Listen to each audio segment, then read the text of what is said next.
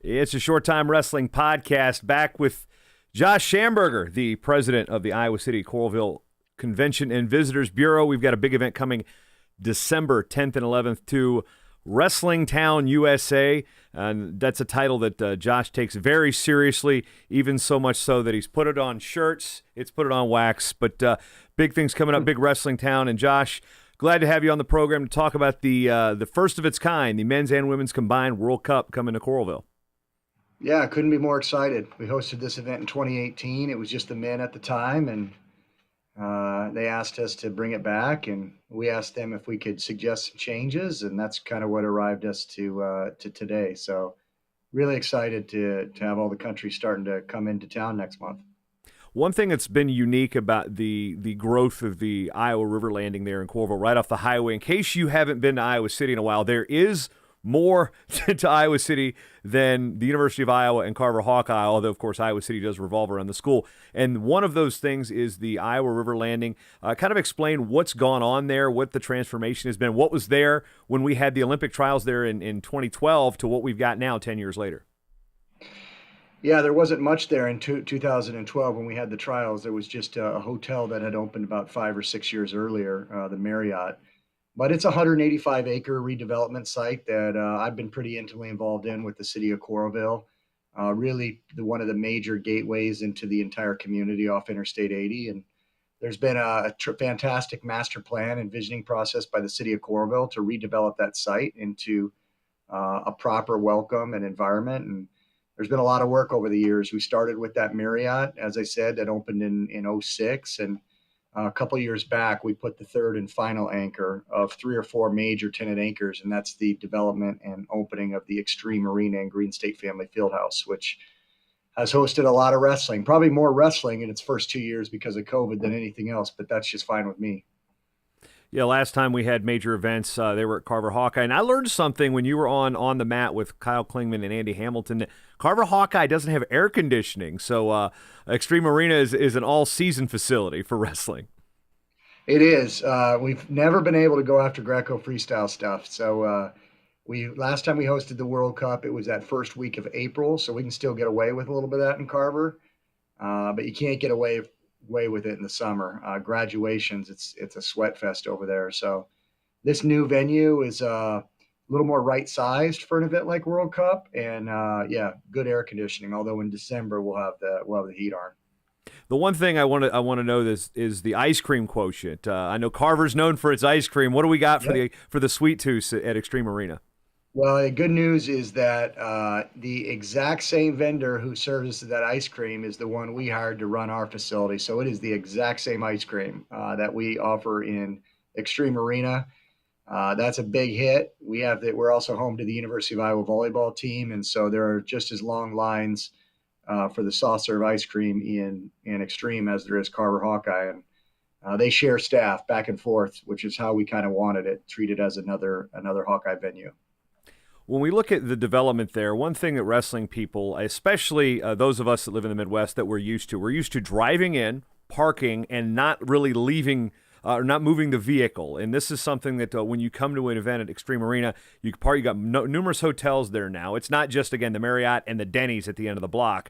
You've got restaurants. You've got, of course, everybody knows that now that I'm a kind of a craft beer snob. You've got a brewery down at the end of the block. Then you've got a restaurant right across the street, which you're kind of the mayor of in a lot of ways. And then that's got, of course, the large craft beer and food selection. That's kind of a home for wrestling fans. I know when I was at the World Cup in 2018, it was like, well, we're going there because one of my buddies, Tommy from Blood Round, was like, bro, they have KBS on draft here. So it was a big hit. I know that it's been a big hit every time we come to town. We're like, all right, we get to go to 30 Cop. We get to go down the street to Back Pocket. So it's a lot of fun to go there in terms of everything's right there. Granted, there's a lot more stuff in Iowa City, of course, if you're into that craft beer type of thing to see. Big Grove, I know, is a big vendor there at the Xtream Arena. But when we talk about Wrestling Town USA, a title you, again, I said it in the opening, you take seriously. There has been a never-ending supply of wrestling events coming through this arena. Why is it important to you? Why is it important to this Convention and Visitors Bureau to put these things there? Well, in many ways, it's ingrained into the fabric of who we are here as Iowans, and when you look at your core attributes as a community, there's people all over this world that recognize Iowa City as really probably one of the capitals of American literature. We're one of only two UNESCO City of Literatures in the world. The Writing College here has produced over 40 Pulitzers, so they know us for writing all over the world. They also know us for wrestling all over the world, and that goes back obviously to Gable and the Russians and all those sorts of matches in the past. When we were in Serbia, and me going up and hitting President De Beer on the shoulder and saying Terry Brand says hello. Uh, that they know Iowa City, and so it's just obvious. We're in the Convention and Visitors Bureau business, the Sports Commission business. It's our job to create economic development and activity in the community, and leveraging that reputation, makes all the sense in the world. And obviously, the Hawkeye fan base has been proven to stand on its own as the strongest in the country. And so, we definitely take advantage of that. But it's also, me and Eustace and others that are part of our team. We absolutely love the sport. So it's an easy dot to connect. And you mentioned Luke Eustace there, who spent a lot of time there. He spent more time of his life in Iowa than he did his native Minnesota. So he Yeah. is proudly claiming himself as an Iowan now. So what's it like to have somebody like that knows, that has that inner knowledge of the sport of wrestling? Even though you've been around wrestling for a long time, you didn't wrestle yourself, but you've been around it long enough probably to cauliflower ear from all the phone calls. But what's it like to have Yeah. Luke involved in this stuff? Luke's fantastic, and I couldn't ask for a better sort of person to lead up our sports commission efforts. And I knew and worked with Luke for a number of years, ever since he really became kind of the director of ops over there at Iowa Wrestling. He was there for about 14 years, and he was ready for a little bit of a change, and we had the opportunity to bring him aboard, and he's just been terrific. The pride of Blue Earth, Minnesota. He definitely calls himself a Hawkeye now, and obviously he wrestled here, and so that goes a long way. And his brother and the entire Eustace family. His wife is assistant principal, but she's also the dance coach for the University of Iowa. Another Minnesotan danced with the Gophers.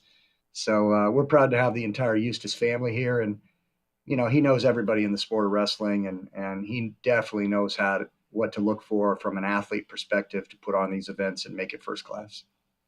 I'm just coming off the plane from Baku, Azerbaijan. I was at the Greco-Roman World Cup. We had a pretty good time there. Baku has had a facelift, much like the Iowa River Landing has. And if people go to where just that Marriott was maybe 10, 12 years ago, they're like, man, there's nothing here, and they don't see the vision. You go to Baku, you're like, man, there was nothing here. I mean, there was a lot there, but ooh, they definitely they did more than spit and polish that place. So they had the place packed for the finals, and the uniqueness of international wrestling in a country that loves its folk style, loves its American style Yeah. wrestling, provides some unique challenges. So, what's been the strategy to market this event to the wrestling fan who loves wrestling, but they still may be a little like think it's the old regime of like Fila, and the rules are actually much more watchable now than maybe what they remember. Yeah, well, it's been tough to get folks to kind of understand the differences, and I specifically remember the whole ball grab Ugh. with Metcalf in 2012, and the fans going, "Whoa, wait a minute, what just happened here?" Metcalf got a takedown, and them going nuts when they realize that's not the way that works. But I think the more and more as these college stars, Hawks, Penn State, all across the board, Ohio State, Nebraska, mostly Big Ten, the Hawkeye fans have familiarity with these folks, and so they follow them at the world and Olympic level, and so it's that much easier when you put together an event that's got a pretty strong Big Ten class and some familiarity with those athletes. And I remember in 2018 World Cup.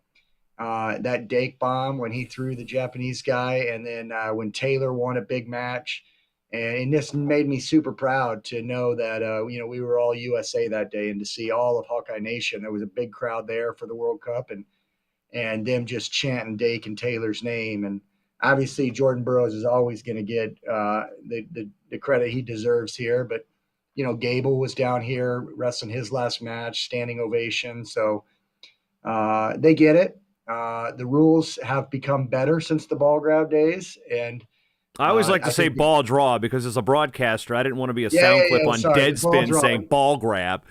They were grabbing the balls out of the bag, whatever. But, Five on and I think two. also No. the growth of women's wrestling has also been tremendous, and having some familiarity with some of these women's athletes during the trials has been huge. And we're gonna have a Hawkeye on the women's team for World Cup, so it'll be a big deal. When it comes to planning a international event now, we've got the floor space is ample. Of course, there's an East Coast. Actually, I think it's just ECHL now. I don't think they go by East Coast, right? With the Iowa Heartlanders, is that correct? East Coast Hockey League, yep. Yeah, okay, because I thought they changed the name to just ECHL and it got rid of the Well, East Coast part of it. yeah, But who probably knows? probably so, yeah. I don't know. There's teams in California, as far as I know, but because when I think East Coast, I think Coralville, Iowa.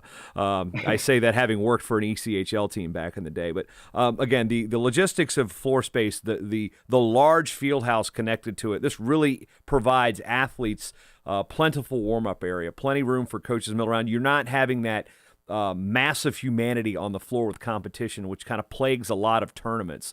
So when it comes to setup, you guys have gotten this down to a finely tuned machine. So when people come into Xtream Arena to watch the World Cup, what are they going to be treated to?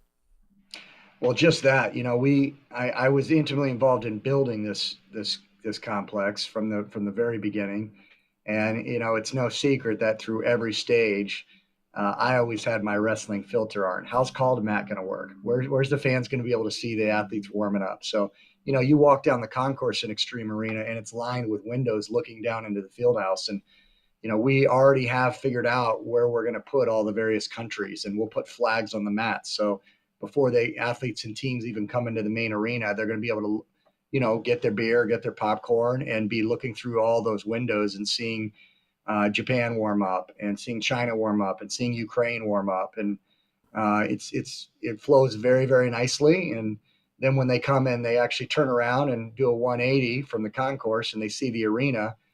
Hopefully they don't vomit on the amount of green we have on the floor, because as you were just in Baku, it's a lot of green for World Cup. And we have a 200 by 85-foot section of carpet that is lime green. That'll really pop on the floor, but it'll be quite an atmosphere.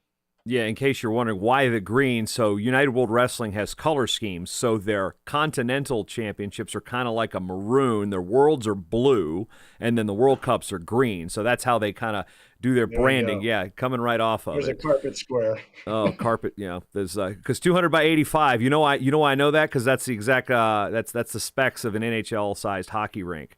That's I exactly right. also know the difference that an Olympic size sheet like we have at St. Cloud State is 15 feet wider. So that's also ample mat space. But when it comes to the teams getting here, it's always with international relations the way they are. What's been the role from you, and how have you worked with our governing body, USA Wrestling, to facilitate the arrival of these foreign delegations?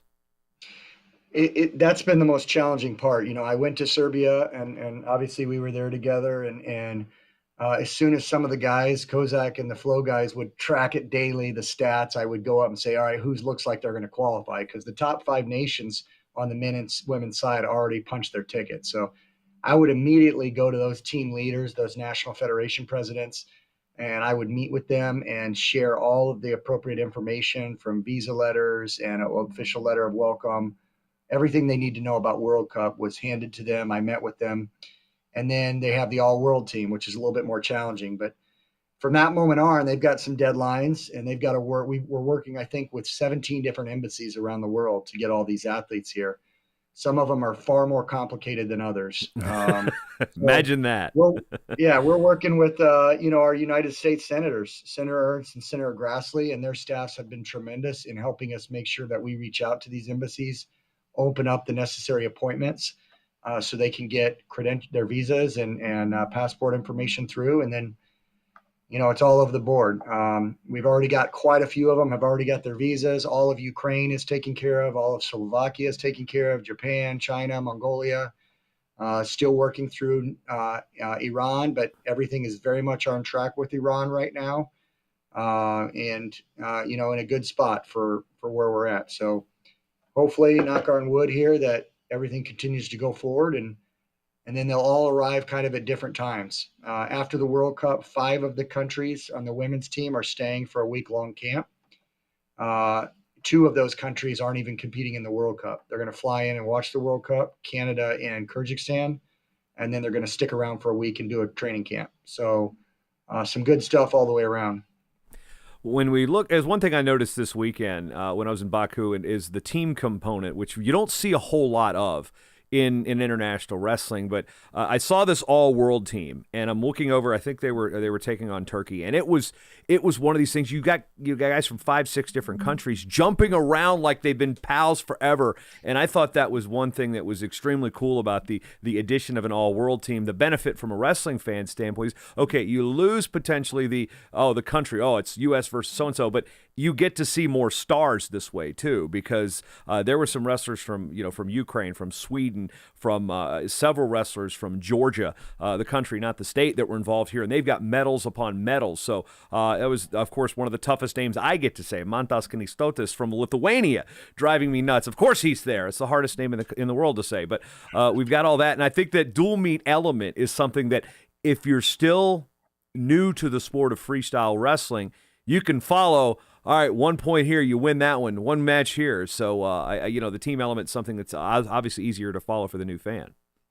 Yeah, the all world team is incredible addition to this format. It wasn't there in 18, but when you just look at the all world men's and women's teams that are coming for freestyle women's wrestling, and those have been posted on all the social media accounts associated with this event. I think there's a grand total of 2 of those athletes out of the 10 that did not medal in Serbia.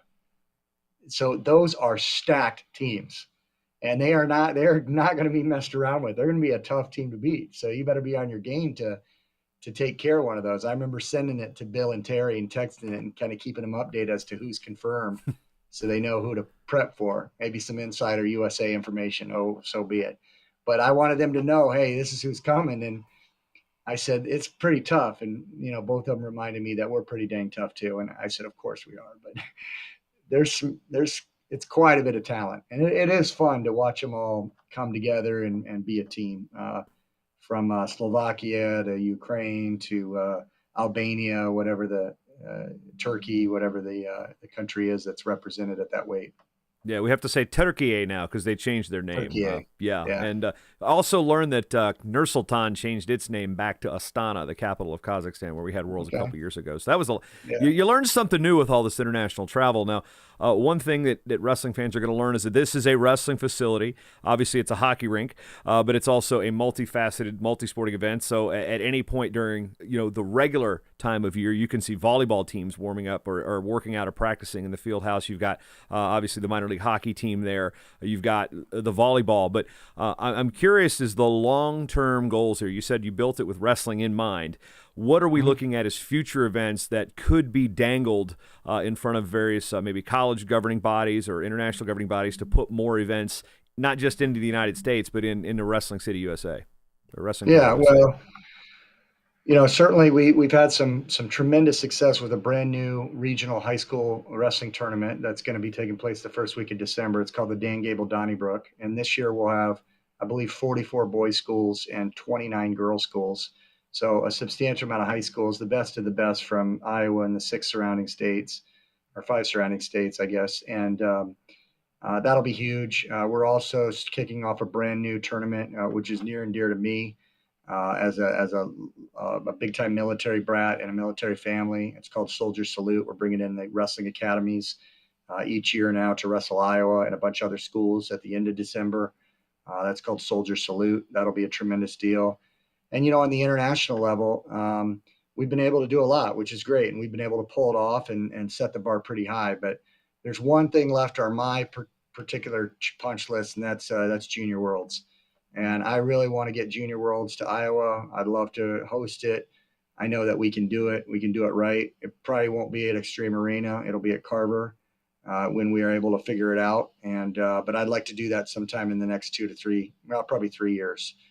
Get that figured out. And, obviously the relationships I have with USA Wrestling and UWW and the successes we've had, there's definitely a confidence that if somebody's going to pull it off and do it right, it's going to be Luke Eustace and our team.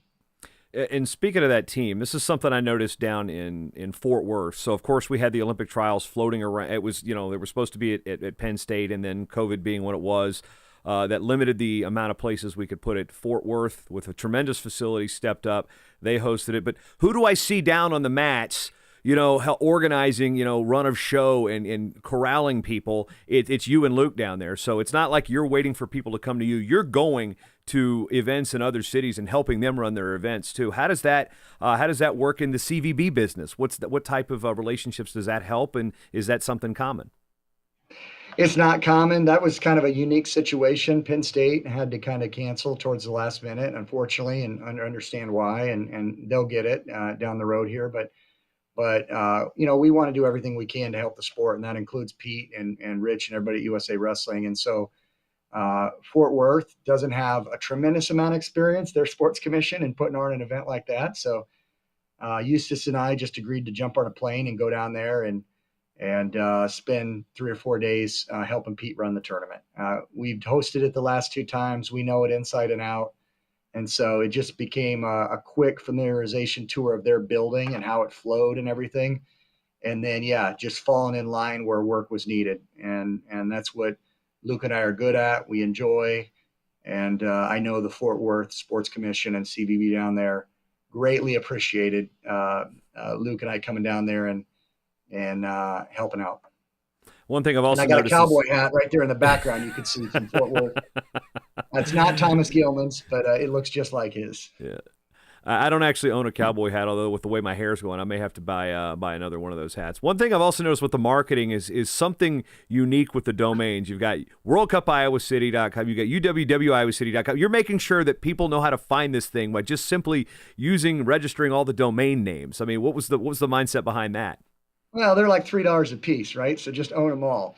A lot of times we'll use a specific domain for a certain marketing campaign or tag, so we can understand exactly what that campaign traffic looks like. But we kept and recycled a lot of the stuff from Iowa City, which is UWW Iowa City, World Cup Iowa City. But now we also have World Cup Coralville, because this is actually in Coralville.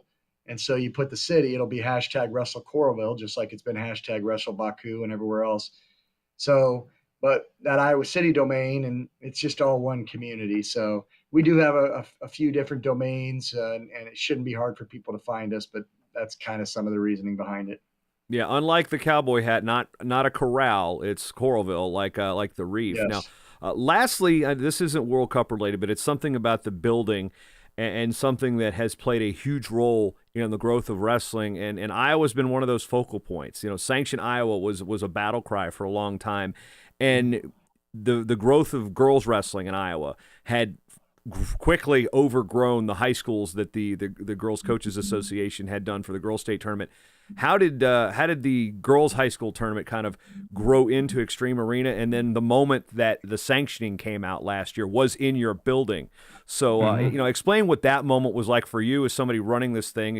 As somebody who's put a lot of time into wrestling, to seeing this next generation of kids have, this is a life-changing moment for many of them, and then their little sisters, and then their kids that are going to come through and wrestle in Iowa. What was it like to have that moment happen in your building? It was without question probably the most special moment I've ever had in the building, is that night, and seeing all those fans and parents and dads and moms that were looking down when they see at that point, either their senior or some of their underclassmen that holding up the sanction signs, and knowing that it was now a sanctioned sport in the state of Iowa. We had made significant investments into girls and youth wrestling over probably the past decade, or maybe even a little more. We've hosted the U.S. women's national team multiple times. I've been here and heard Adeline and Clarissa speak at the conclusion of some of those team camps and talk about their appreciation for Iowa and everything we try and do for girls and women's wrestling. And so it was a big time moment. For the first couple of years, give all the credit to Waverly Shellrock for organizing a girls tournament. It quickly, after the second year, was busting at the doors. And so we had been investing into paying for coaching stipends and athletes for girls programs, clubs down here. And I said, hey, we'll put it on. We'll pay for everything. Let's just do it. So we hosted it the next 2 years, unsanctioned. It exploded, as you've seen. And now we're going to host for many years now to come the officially sanctioned girls state wrestling tournament in February. So couldn't be more excited about that, and obviously to seeing all the junior high girls and the high school girls around the state of Iowa and all the new teams that have popped up. All right, circling back up as well, we've got a couple minutes left before you have to do those CVB things because you're a busy guy. There's more than just wrestling on this guy's docket, and it's more than just the restaurant and hotels across the street, too, and in the day-to-day life. But when we bring the World Cup the next 2 years to Coralville, Iowa, what's one thing you want people coming into the arena to think about and be thinking about, and when they leave the arena, what they want to be saying about the event? Well, I want more than anything else. I need the wrestling community to step up and support this event and show up. When we were in Serbia, there were, I don't know, your guess is as good as mine. There might have been 400 fans in its peak at some of those matches. And when these athletes come over and there's thousands in the stand and they walk in and they go, oh my God, this is incredible. This is crazy. I want them to feel that American atmosphere. At the same time, I want to welcome the Iranian populations over in Chicago and surrounding areas to come on in with their vuvuzelas, and for us to create that almost animalistic but great environment that wrestling can have. And for them to cheer, dun, dun, dun, like we heard over and over again. Dun, dun, dun, dun, dun, dun, dun, dun. Yeah, you know it. If you've been to one, you know. If you know, you know. Let it go, let it run, and let's show them the passion we have for this sport and for all of them. And let's also be so prideful in the fact that we're putting women on an equal stage to men here. This is the first time in history that the women are going to compete alongside the men at World Cup. It's the first time in history the Women's World Cup is even happening in the United States, and it's happening here in our nation and in our state. And I couldn't be more proud of that for everything going forward, that it all started here in America and in Iowa. Tying that in, how excited are you to see the girls that have wrestled in there, that Xtream arena, going to be able to come to that same arena and see the best women in the world compete as well? I cannot wait. There's a couple of these girls that wrestled and won state titles last year for Iowa. One of them's now on the Iowa women's wrestling team. Another one is going to be on the Iowa women's wrestling team. In fact, Lily Luft is going to be one of our 2 Team USA women ambassadors and carry the flag in each time that Team USA comes on. And, the pride that those young ladies are going to have in their home state, having this stage across the planet is what it's all about. I mean, that gives me goosebumps just to think about Ella and Lily, Iowans. Just a couple of years ago, it wasn't sanctioned. And now the best women on the planet are coming here, and they're helping make it happen and lead it out. That's awesome stuff. Josh Schamberger, president of the Iowa City Coralville Convention and Visitors Bureau, talking World Cup, WorldCupIowaCity.com, WorldCupCoralville.com, UWWIowaCity.com. You know where to find it. Hashtag Wrestle Coralville, December 10th and 11th. Get your tickets now. Josh, anything else before we go? No, thanks for everything you're doing, and we'll see you there. Best PA in the country. We got to have them there. All right, we'll be there. Thanks, man. Thanks a lot, bud. See ya.